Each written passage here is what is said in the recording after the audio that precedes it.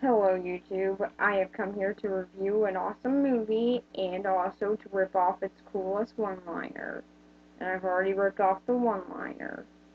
Let's get into it. So the movie begins with the main character, epically named George.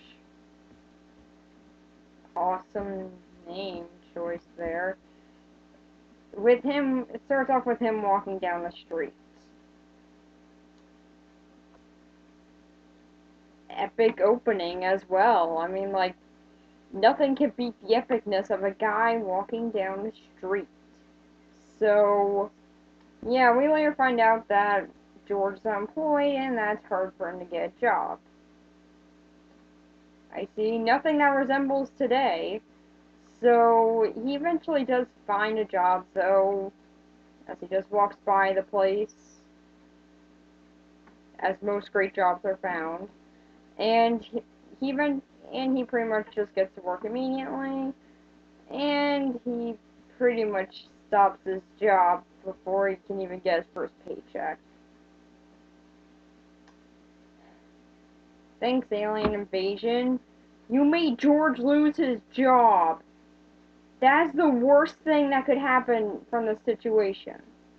So, George also meets a guy named Frank, who is played by the always awesome Keith David. I will talk about him later. So, pretty much, Frank up in the sides, hey, you're some random guy that I just met at this place. You want to come to where I live? Because you don't seem like you have a place to live. Kind of a fast assumption there.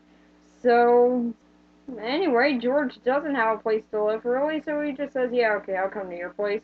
And it turns out that Frank doesn't really live in the best neighborhood. It's actually not really even a neighborhood. It's kind of just like a random hut-like place.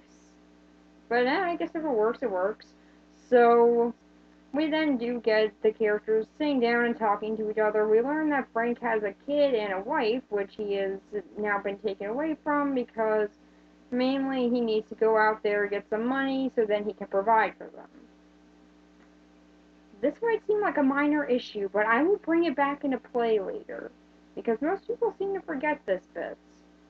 And pretty much, George ends up seeing some people in the town going to this church, carrying boxes of all things. The horror.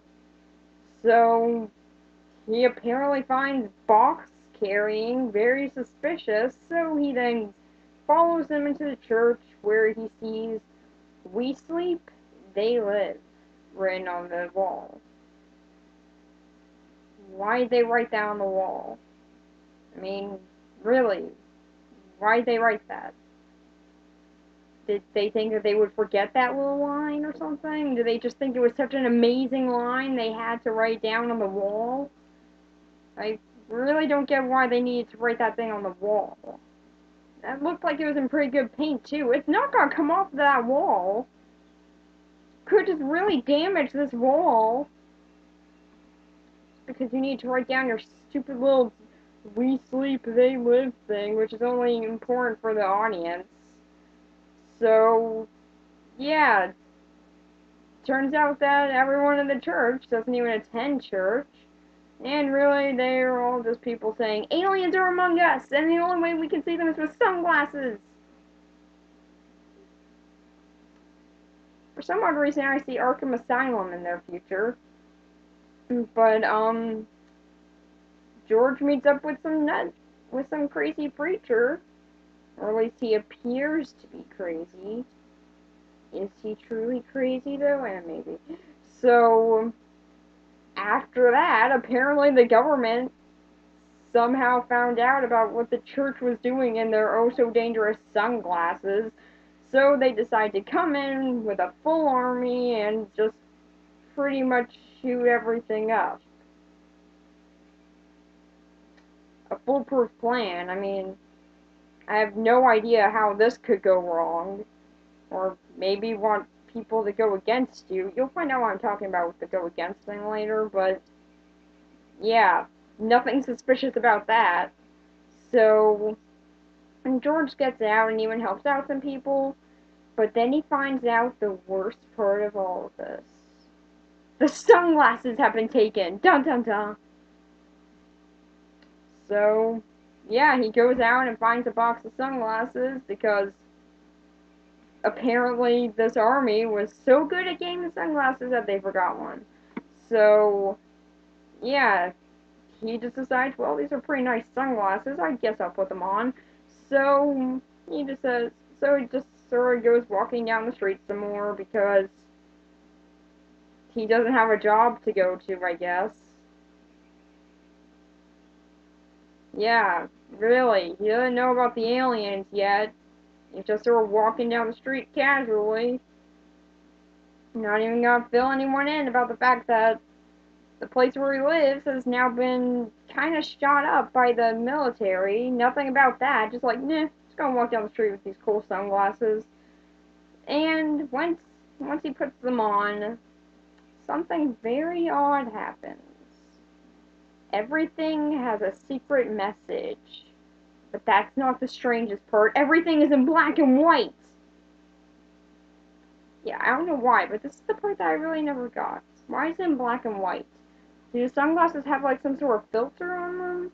Is that how they're able to show the aliens and reveal the secret things in it? I mean, this isn't like that color red where you just push it over and then you'll get rid of all those weird little red things and then you'll just see a message. No. This is hidden, like, underneath the billboard and stuff. How does turning everything black and white somehow get you to see it? I never really got that. It's just like, you put on the sunglasses, then all of a sudden, everything's black and white, and you can read alien, I guess, which also means that make it into a billboard. In which case, if their alien language translates out to a part of that billboard, then wouldn't all the billboards need to look the same if they say the same thing? But they don't, so does English translate out into their alien language? Do certain words in our language translate out to theirs? I am really overthinking this. So, yeah. What does he see? Obey. No thoughts. Um, and probably my two favorite ones out of this movie. Um, we get to see "This is your God" written on money. That is hilarious. And we also see "marry and reproduce," which I don't know why, but for some odd reason that one really gets me. Mainly because they don't explain it. Like, why do they want us to reproduce and get married? I don't know. They just do. It doesn't make any sense. Just like, it has nothing to do with their reasoning. Outside the fact that, as far as I can remember, I think that humans were sort of like, a human energy source, or at least that's what I think that they were, so, yeah. I guess it happens when we sleep, so they want more of us, but that's still just a funny thing to write down on a sign, like, not even just say, go to sleep, and also reproduce, like, no, they just say marry and reproduce, like, why do they want us to get married? Like, if you really want more people in your world, then why don't you just say no abortions and also become a prostitute? I mean, really. Like, why don't just write that down instead? But, like I stated before, the sunglasses don't just let them see secret messages hidden in billboards, they also allow them to see aliens, which apparently have disguised themselves as humans. Somehow, for some reason. Yeah, it's never really explained as to why they even came down to Earth. Do they need us as a power source? I think that was the reason. Although I might just be remembering that wrong. Did something happen to their planet and they just wanted to come down here so then they can have a place to live? Does Earth's resources, or is that similar to their own? Is Earth very similar to their planet, so they need to come down here because something bad happened there? Or do they just want to try and work with Earth? Do they want a peace alliance? there's been an intergalactic war between them and they're trying to invade. Never really explained. They just sort of came down here because they wanted to, I guess. So, yeah, he starts seeing all these aliens, so what's George gonna do? Go out, get a shotgun, and just start shooting them all up.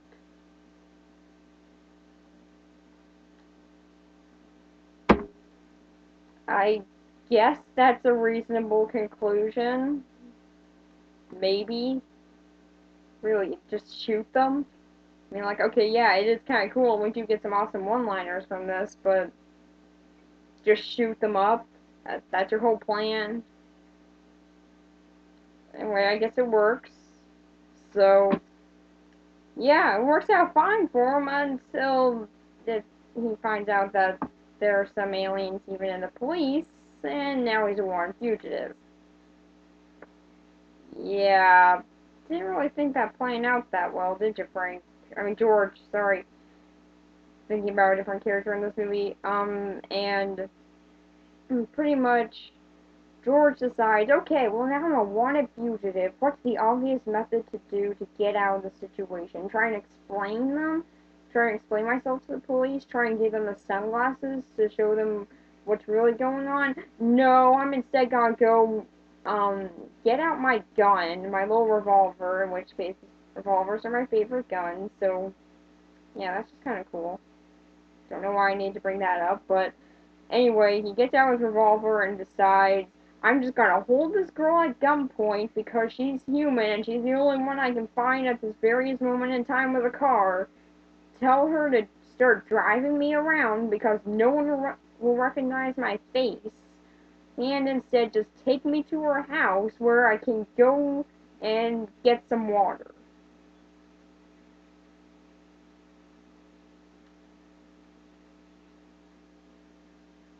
You really didn't think any of this out, did you, George? So, yeah, he meets this girl named Holly, who will play a point later, but not at this various moment.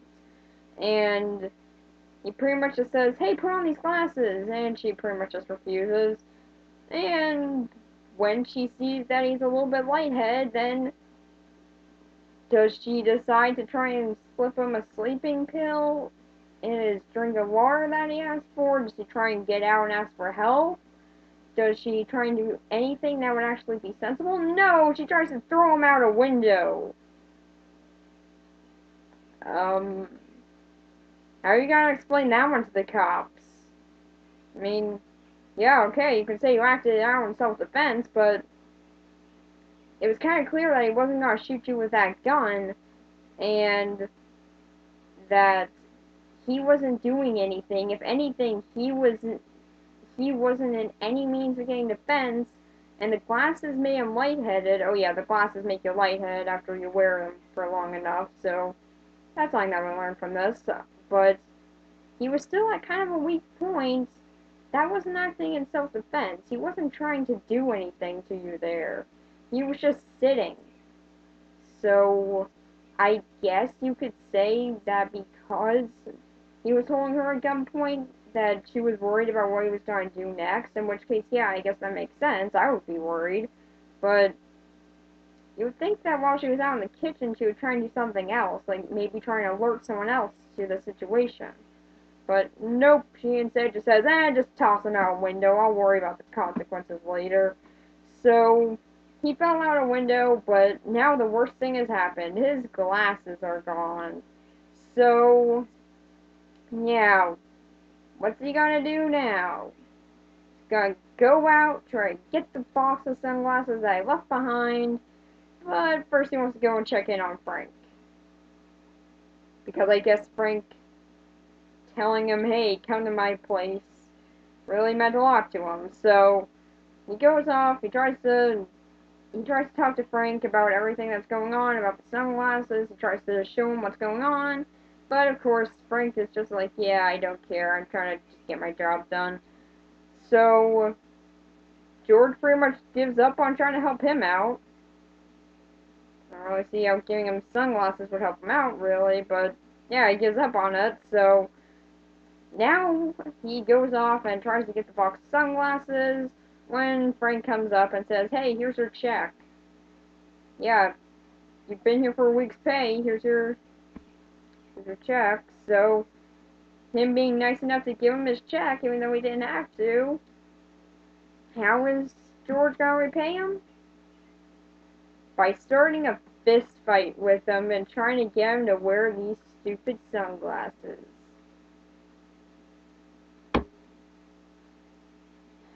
You're the nicest guy ever, George. But I will say this fist fight is pretty cool, and probably one of the coolest fist fights there are. The actors actually did learn how to fight for this, so it is pretty cool to actually see Keith David and the other actor actually start to fight. And it's not a cut scene or anything. It's all done in a oneer, so it's a pretty good scene. I do like it. And eventually it does end up with Frank losing, though. David lost. So, what does George do? He puts the sunglasses on him, and then Frank is now wrapped up in everything that's going on. So, they pretty much just go off into hiding instead of act casual, thus tricking the aliens. Again, another great plan from the masters behind everything. So, they eventually meet up with with more people who had these sunglasses, because they were trying to find out who actually made them. We never find out who made them. It was just someone, I guess. So, yeah, they eventually do meet up with more people who are in on this. They get contact versions of these sunglasses. Um, okay. And they pretty much just learn what we already knew, that the aliens are trying to take over, and the people in the revolution don't know anything about why. But they do decide that they do want to take action. Oh, and also the preacher is here. Yeah, that preacher from earlier, he's here! It's pretty cool, I guess. For being a blind preacher getting in on an alien revolution, that's kind of cool. But outside of this, he doesn't really have much character. Yeah, I'm kind of summing up his character here because, frankly, I'm not going to include him in the character part because there's not that much of him. We only see him in 3 scenes, and while he is a good character and all, and he is pretty awesome, he's still not that important. So, yeah, there's his sum up. Eventually, the aliens do find out what's going on here, and they send in another task force. So, pretty much everyone else in the revolution has died. Oh, and also Holly was there, because she put on the sunglasses. And I guess that she's just somehow found out where this revolution was being held. I don't know, she just found out somehow, some way. And pretty much, they go off because, of course, people getting shot up, you kind of want to be involved in that. And they do find a watch, which belongs to some of the aliens, which apparently is also a communication device and a teleporter. So they accidentally activate the teleporter and get sent to the pretty much home base of the aliens, where and they find out what their main plan was, which I think, again, I think that it was to steal energy from humans. I don't really remember exactly if that's what they were planning, but yeah, they still had some plan. I forgot what it was. I really do think that was to steal energy from humans, but I don't really know how they would do that. Just like telling that they could do, I guess. So we find out that the main signal that is hiding their identity from everyone else, except for those with the glasses, is being held at a news watchtower. So Frank and George decide, okay, well, now we've been given that information, let's go out and get some guns and start shooting up again. Again, foolproof plan. No thought needs to be taken into any of these. So they go off and they are shooting up all aliens, and it's pretty awesome. They eventually meet up with Holly, who was just there because that was her job. How convenient. And Frank pretty much stays behind to protect Holly when, oh my god, Holly double-crossed them. She killed Frank.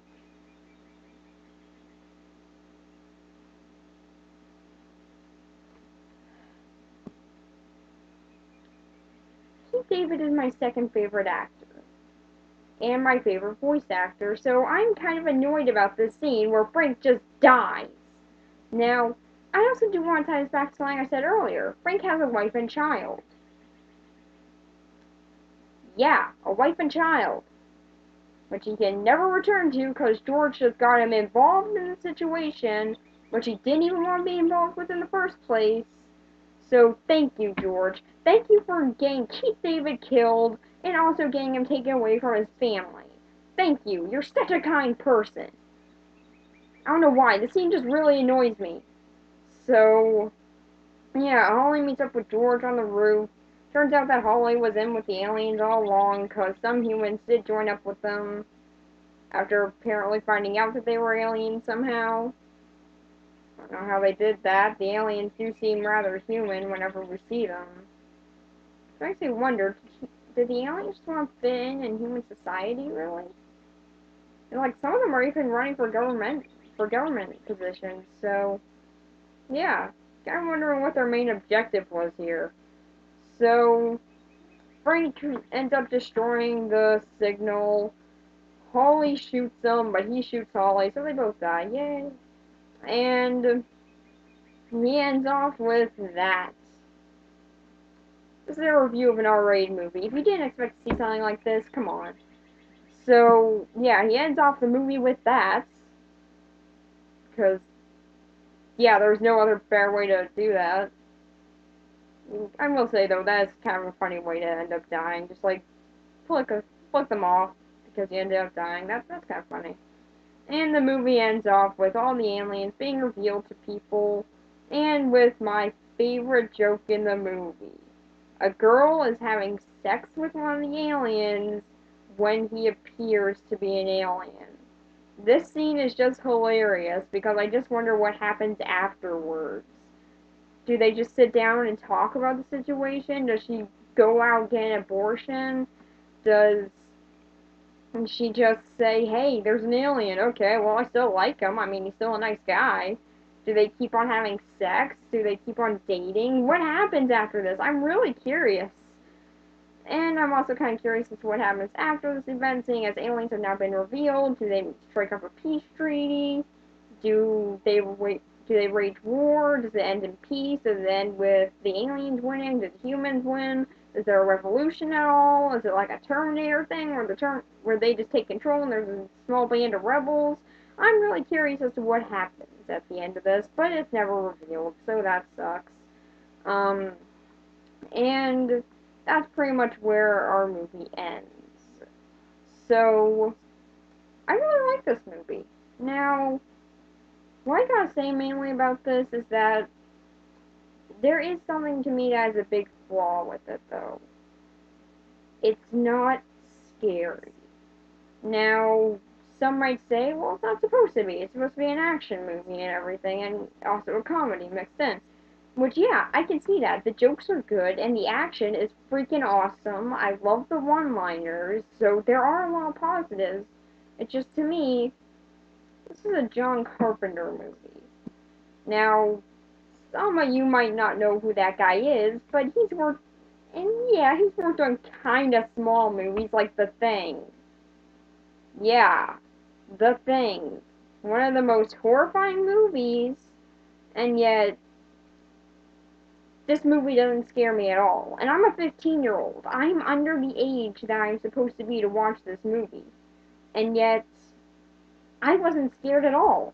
I did not find myself terrified in the slightest. And to me, this is the biggest issue with this, because I feel like I should have been scared. It seems like the reveal of the aliens at least should have been scary, or their looks should have been scary, but to me they just look kind of silly. I mean, if you look at these things, they just look kind of weird. I can't tell if that's for humor purposes or for fear purposes that just didn't work. But outside of the horror, the rest is really good. The action I really do love. It's very good action, and I do like the way the story is paced. It shows a nice story, and it is kind of interesting to see the main heroes die at the end. So, yeah, that's a pretty big twist there. So I do like the way this movie was approached, and the humor is pretty good too. It's just, it didn't scare me. So for that, I'm gonna give it an 8 out of 10. It probably would have gotten a little bit higher of a rating if it did scare me at some point, but it never really did. So yeah, let's get on to the characters. So for the characters, of course, we were going to start off with the main one, and the one that I said the name of the most in this review, George, who people know more as Nada. Yeah, weird. Most people call him by his last name when in this movie he doesn't even really say his name that often. Nor does anyone else really say it. So, yeah. Kinda weird that people mainly call him Nada, but I'm calling him George because that's his first name. I'm calling all the other characters by their first names, so also George is easier to remember than Nada. So, yeah, George is sort of a drifter who eventually gets tied into everything that's going on with the revolution and the aliens and everything, and he's a fine character. I mean, as a main character, he really is one that you do want to see succeed. He's a fun character, and you do want to follow him. Although, there is a bit of a problem to me. It's that when he dies, I didn't really care. Yeah, I don't really know why this is, but when he dies, my reaction is just sort of, oh no, George, he's dead, that's sad. But my reaction to Frank was, oh my god, they killed Keith David, how could they do this? So, yeah, I find that kind of weird that I was more interested in the secondary character than I was in the main one. But, you know what, George is still a nice character, and I do like him. He's a nice guy, and I do want to see where he goes from here. Also, he does sort of represent something that still is going on today in how it's kind of hard to find a job. This is something that's really held the test of time, and I do still like how it's being represented here. It is still kind of hard to get a job out there. It's hard to keep one mainly. And with everything that's going on in the economy, it gets even harder. That's something that he kind of represents in this movie, and it still does go on today. So, yeah, I do like seeing this character, and for what he represents, it is pretty good, and he is still a pretty timeless character, even with that stupid haircut he has. So, yeah, he's still a good character. I do like following him. It's just that when he dies, I didn't really care, which is something that I really do find is weird. So, after him, we have Frank, played by Keith David, whom I might have talked about a few times before. Keith David is just awesome. I just had to say that because no one really addresses him that much, which is kind of sad because he's my favorite voice actor. Sorry, Robin Williams, you were very close. It's voiced by Keith David, and oh my gosh, this guy's voice just gets awesomer with time. I swear, this guy's voice is the coolest voice ever. And the second thing I like about him is his voice. Done by Keith David, yes, my second favorite actor. So, yeah, I've talked about him a little, and I'm gonna talk about him again. He's still a great actor. So, what I really do like about Keith David, the main thing that I really do love about him is his voice. And you know what? That just makes him a great voice actor. His voice is very memorable and has a tone that I don't think that anyone else can replicate. That, and he can also hide his voice at times. Like, when he was on Adventure Time, I didn't really notice it was him until a little bit later when it was actually pointed out to me. But once you realize that was him, yeah, you can't mistake that. That is Keith David. You can realize his voice. And he's been on Gargoyles, and he's been on Adventure Time as the Flame King, so yeah, this one's just another one to add to the great bundle that he's been in. He's been in Coraline as the cat, and one thing though that's kind of interesting about this review with him in it, this is the very first time that we're looking at him as a live action, or at least in a live action role. And even there, he's still pretty awesome. Now, as he is nowadays, he is much older than he was when he played this character, but he still plays the role really well. And you know what? I still really do love this actor. He is one of my favorite actors, by far my second favorite. And I really do love how he can play in different roles, and this role is no exception. Frank is the character that I found that I cared about more in this movie. When he dies, I do feel genuinely upset that he dies. Because, well, mainly he has a wife and a family that we never see. We never see how they react to his death, or even if they find out. So, I do feel bad for them in that regard as well. They never show his family, but I do still feel sad for them. And when it comes down to Frank himself, he's a really cool character, and I really do love to see how he is in this movie. He works great. He works great off of George. They do sort of become this awesome team together, and we get to see Keith David with a gun and in an awesome fist fight. I can at least thank this movie for that. So yeah, Frank is by far my favorite character in this. So after him, we then have Holly, who I think that she's alright. I mean, to me, at first, her acting was really wooden. Like, really, really wooden. I mean, wow. This is actually a pretty good actress, and wow, is she wooden? I mean, like, for the, for every scene that she's in, she's just sort of blank. Like, she feels just like a piece of wood. That is, except for the ending, where they do kind of explain why she was acting like this. I mean, like, all the other actors, they were caring about their roles, except for Holly. And the end of the movie does sort of explain why she acted differently. And that reasoning is pretty much she was working with the aliens. Now, if you guys haven't seen the movie, I'm sorry that I spoiled this, but you haven't seen the movie? Really? Came out in like the 80s. You guys have had plenty of time to watch this.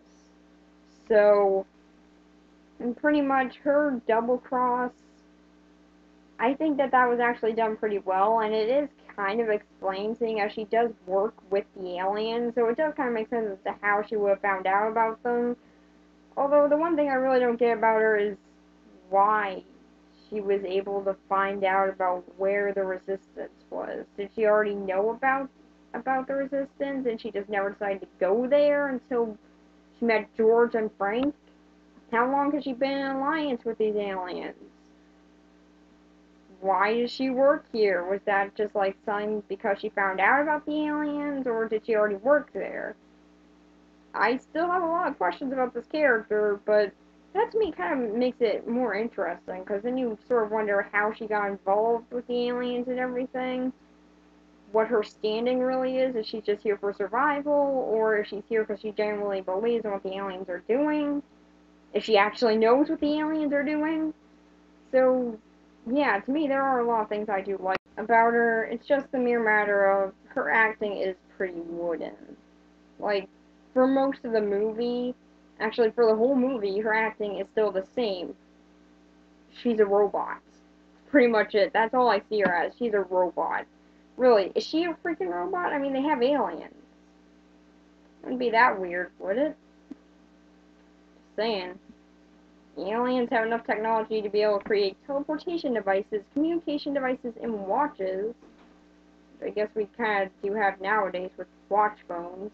And they also have the ability to hide their faces, and it's apparently revealed through a means of technology, thus making it kind of seem like it is technology that they're using to hide their faces and not just like a makeup or special effect. So, yeah. Would it really be that far-fetched if Holly was an alien? I don't really, I mean, if she was a robot, I don't really think so. I don't know. Maybe that's just me. But, yeah, she does seem kind of like a robot there, but outside of that, she's a fine character. I don't mind her. So then after that, we have the aliens. And yes, I'm still trying to make up for the fact that I didn't talk about Echo and Earth to Echo. Seriously. He was the main character. How did I forget to talk about him? I know hardly anyone watched that review, but it still annoys me. So whenever I talk about an Alien in a movie review after that one, I am going to bring up that one review. That's gonna get really annoying. So, yeah, pretty much for the aliens, I like them. There is something very different about these aliens, and for one, that's their design, which we only see in black and white, but it does look like a really cool design. And I really do like where that came. I do really like how that design looks and everything. It is really cool. And yeah, it's not scary. Again, not scary at all. But it is still a pretty neat design and special effects. And even though the aliens' motives are kind of confused to me at least, um, I do still like them. It does seem like they do kind of have a sinister motive, but it's not really made that sure. And to me, that's a better way to view this. It's just like people saying, okay, we see aliens, let's kill them. Although, I don't know, maybe they saw Mars attacks before this movie and then just decided, well, the aliens are trying to make peace. They must be trying to kill us. So, yeah, I don't know. Maybe that's what's happening in this. Everyone just saw Mars attacks or something. I don't know. But actually, did Mars attacks come out before this movie? I don't know. Maybe it did. I'll have to look that up later. Why am I getting sidetracked here? So, pretty much, with the aliens, oddly enough, they're kind of more human than one of the humans. Yeah, there's a moment where we just see two guards at the alien home base. We just see them talking like normal people. This makes me wonder, were they normal people? Because the aliens do seem to act a lot like aliens, but they were at the alien home base. Why would they be disguised as humans if they were already at the place that they're supposed, where all the aliens are already? Why would they be trying to do that? So I'm guessing that they might be human. Were they stuck there under orders? I have a lot of questions for this movie for some reason. So, yeah, they do seem more human than freaking Holly, who might be a Terminator, I don't know. So, yeah, for the aliens, I do like them. So, for the characters, I'm going to give them an 8 out of 10. They are really good. Some of. Wait, no, sorry. 8. Okay, so for the characters, I do really like them. They are very well done, and you do care about them. Some of the acting isn't that great, and sometimes when a character dies, you're just like, oh no, they died. Can we get back to the other character now? So, yeah, there are moments like that, and that doesn't really work in some of the characters' favor, but for the most part, they are done pretty well, and you do care about them. So, how do I feel about this movie overall? Well, I gotta say that all in all, it is a pretty fun movie. And I really do like it. Again, the one-liners are really great and very memorable. This is where the iconic obey thing that one artist took a lot of inspiration from came from, and yeah, it's just an all-around fun movie. The action is really good, and even kind of the conspiracy in it does still hold up pretty well. Yeah, the sort of message behind it, don't trust the government, amazingly, this message can still translate out into modern day. And it really does hold up pretty well sometimes. Hmm, could Obama be an alien? Nah, probably not. So, yeah, it's a pretty good movie. So, all in all, gotta give it an 8 out of 10. It's a really fun movie. If you haven't seen it yet, go check it out. Again, it was made in the 80s. You guys should have seen it by now. But if you haven't, I'm sorry I gave you spoilers. And also, one thing I do want to bring up is that this movie was actually a recommended movie. Now, this is my very second time doing a recommendation. My first one being Creature from the Black Lagoon.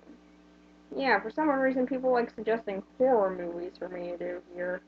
Um, not really scary horror movies, anyway. And the person who recommended this movie was Dylan Shantez. Now, here is a little plug-in for his channel. If you haven't seen him before, he's a pretty cool YouTuber. Me and him do sort of talk on YouTube and everything through videos and comments. So he's a good YouTuber. He's a good reviewer. He gets the reviews much faster than I do. So yeah, go check out his channel. So that's pretty much it. And next week I will be doing The Mask. Bye. Hmm. You know, I wonder.